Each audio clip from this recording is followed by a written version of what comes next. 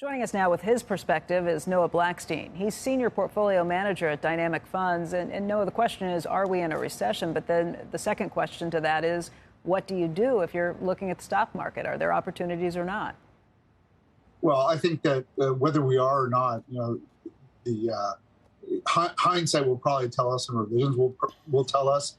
It's possible that with a negative first quarter GDP that this quarter might be negative as well, but that tends to come perhaps later in terms of future revisions. I think there's certainly a lot of sectors in the market today where you have stocks down 30, 40, 50% in places like communication services or in consumer discretionary, where the stocks are certainly have priced in a recession, given the declines. And so, whether it gets officially announced or not, the market has seemed willing to price a lot of stocks and a lot of sectors as if the recession is here already.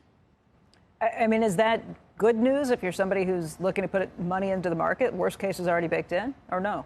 Well, listen, it's always darkest before it goes pitch black is a joke we sometimes like to tell. But the reality is that, look, the Federal Reserve is on this. We're in a unique situation. I think the San Francisco Fed published a piece talking about the 2020 and 2021 stimulus is contributing 300 basis points to core CPI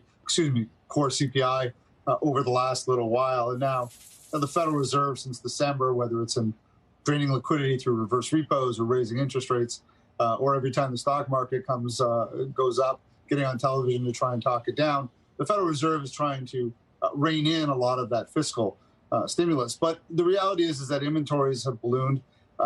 Consumers acted as you would have expected them to, with a transitory spike in incomes. Perhaps businesses reacted as if it was a permanent change in incomes.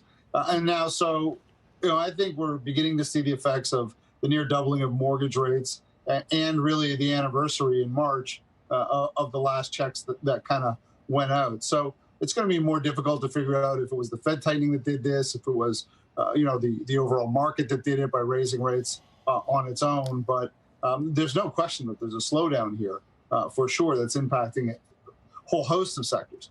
For many sectors, though, that's in the price. And I think a lot of people don't recognize that sometimes once analysts finally get around to cutting estimates, stocks start moving higher.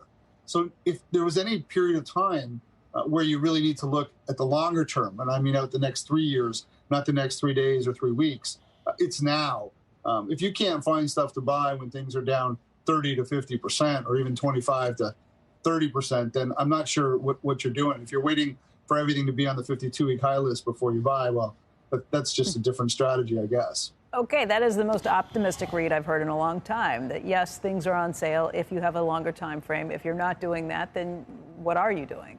What are you buying? I assume you're buying energy at 52-week highs because you're more of a momentum player. But I think if you have a bias that longer-term growth will be okay, that this was a transitory spike, then I think that there are a lot of names that have become very, very cheap very, very quickly.